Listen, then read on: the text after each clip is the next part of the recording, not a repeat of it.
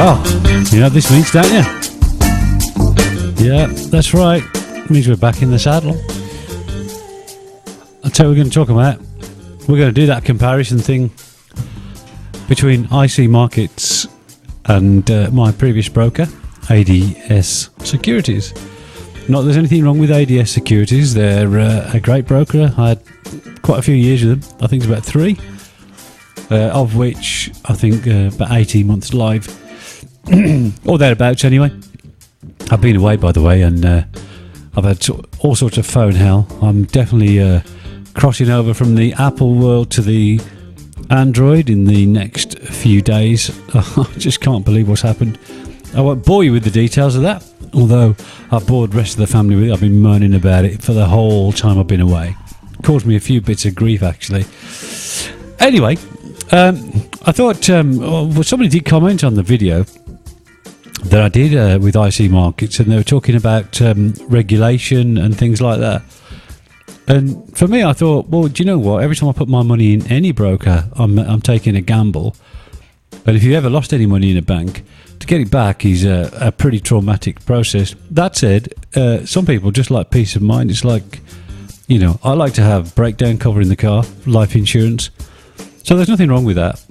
But what I wanted to do is just show you why I've moved, really, to the broker. It's like a bit of a comparison. So currently, this is my broker. This is the demo account. I'm a bit adverse to showing my current financial status and things like that. I've always been like it. I have got a live account. I can vouch for that. I'm trading with it daily, except for when I'm on holiday. Of course, I didn't trade. I did look, but I managed to resist the temptation because I've got a sporadic phone signal anyway. And the thing is, if you're trading on a little portable device, well, the way I trade anyway, I do monitor it quite closely at the minute because I'm quite happy to get out at 1-to-1 instead of 1-to-2 or 3 because I'm growing the account still. I'm not quite there at that 100 grand yet, but I'm working on it.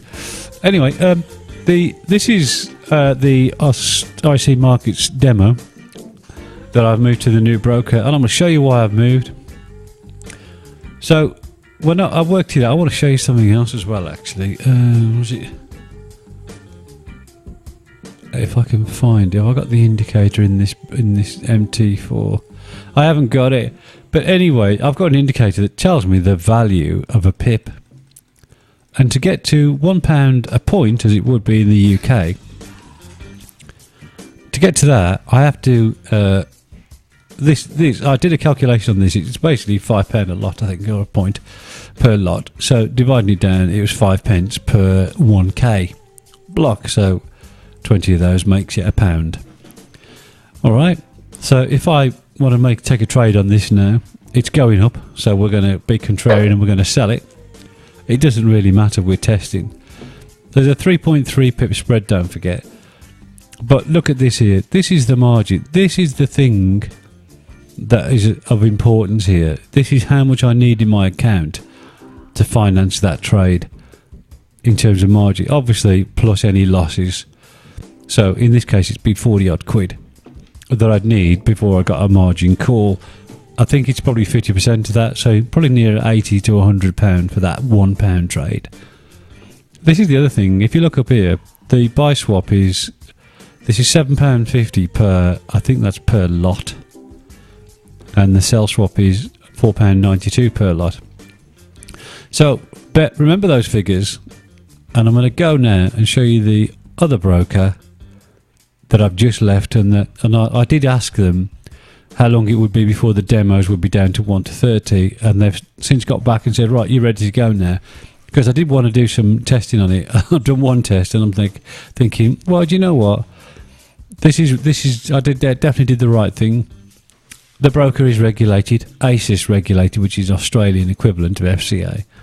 So I'm not too worried about that. I've made a reasonable withdrawal since. I didn't have any problems with that. I'm using PayPal to deposit and withdraw. I didn't get any charges when I withdrew. I just don't see a problem. You know, I'm risking anyway, so I might as well just risk, go the whole hog. I'm not risk adverse, otherwise I wouldn't be bloody trading. Here we go. Right, this is the one. So remember that swap we were talking about? Up here, the sell swap this is per lot. I imagine. It's a bit vague, so there's a slight difference there. It's the same pair, look. Right, so, and that 20 pence, I'm just gonna, let me just show you this 20k trade. See, we've got 7.5 pips. Yeah, it's basically £1 a point. So 8 pips, £8 in the loss. It's close enough. It's close enough for us to do what we're doing for this experiment. Right, so this is £1 a pip, and I'm just going to short this again, just for... Right, so you can see, £1, so 3 pips, £3, thereabouts. Now check this out. Now, I'm not a great mathematician. I know plenty of people that are. But if you're looking here, it's £643 against 43. Tell you what, I've got a calculator in my drawer here. Let's just do a quick mathematical equation of that. So 643 divided by 40. What? It's got 16 times. So what that's saying then is if I was trading £10 a point, I'd need 6,500 just to fund the trade. And then I'd need also probably twice that so that I could have a bit of fluctuation. But for me personally, I do scale in sometimes. So I will add a trade. So I'd need twice that really. And I've been known to add 2 trades to an existing position. Even sometimes when it's losing, because I can see I've got a wrong entry. And I think, right, that's definitely rejecting now. We're going in again. So rather than, if it's within the scope of my maximum loss, I'll take it on board. So for me, the risk on here, as you can see, I'm risking. If I was risking my pip, the stop's usually up to about 50 pips.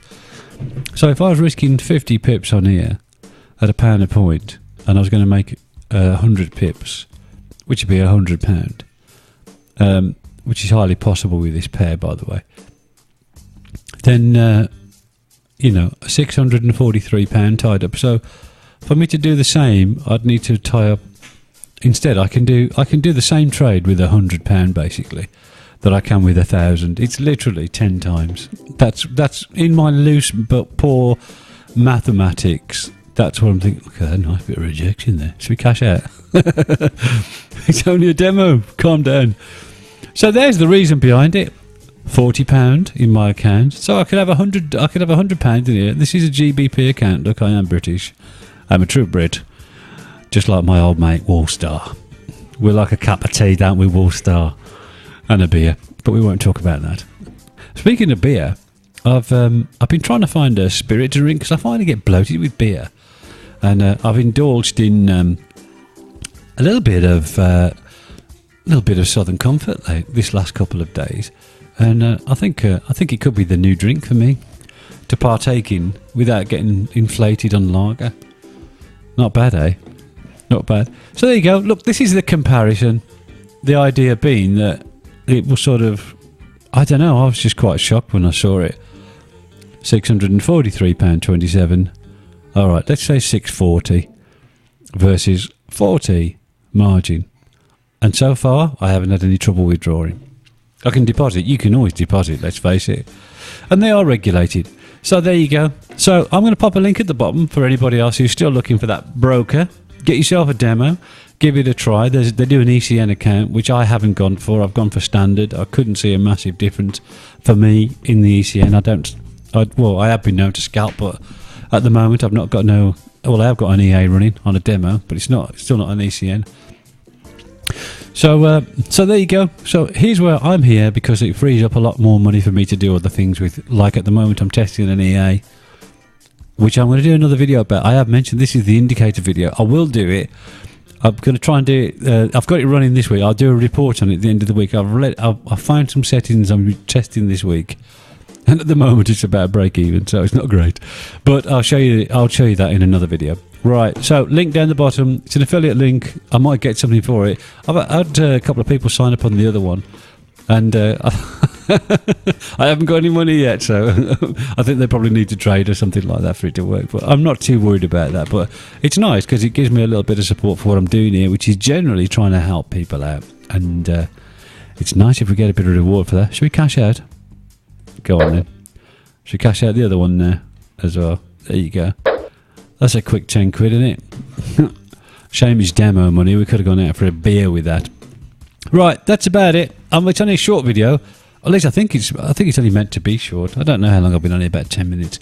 All right, so I want to give you a little bit of the sounds from my old mate in South America there. He knows who he is. And of course, I think Wallstar likes this. My old mate Wallstar. He was really put out that I didn't mention him last time. So Wallstar, you know who you are. I hope you love me now, mate. Take care. Oh, and if you got any sunshine anywhere, send it back over here. It seems to have disappeared from the UK now. Yeah, take care. I'll be back soon with that other video. Yes, the one with the EA. The indicator is now an EA. And I did mean to do it 2 weeks ago, but I've been playing with it since. And I thought I need to get a reasonable test so I could show you. All right, take care, everybody. Have a great time.